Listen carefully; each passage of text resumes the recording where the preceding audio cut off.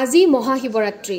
হাটখোলাৰ গড় আলি ভোলানাথ শিৱ মন্দিৰত আজিৰে পৰা 5 দিনীয়াকৈ পূজা মহোৎসৱ ৰাজ্যৰ আন শিৱ মন্দিৰসমূহৰ সমান্তৰালকৈ বাক্সা জিলাৰ হাটখোলাৰ গড় আলি ভোলানাথ শিৱ মন্দিৰতো শিৱ পূজাৰ মহা আয়োজন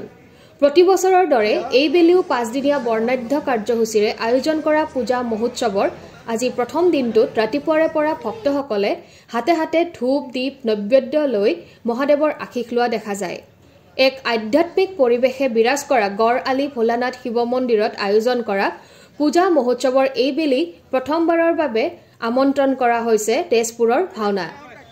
ইয়াৰ উপৰি বৰ্ণাঢ্য সাংস্কৃতিক অনুষ্ঠান ধুলিয়া প্ৰদৰ্শন নাম প্ৰসংগ সংগীত নৃত্য অনুষ্ঠান আদি অনুষ্ঠিত কৰা হ'ব বুলি জানিবলৈ দিয়ে উদযাপন সমিতিয়ে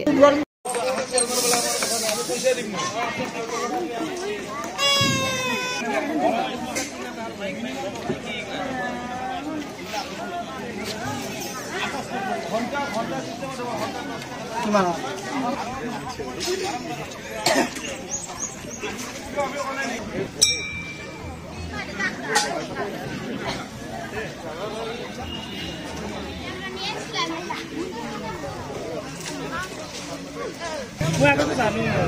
no, no, no, no, no, no, no, no,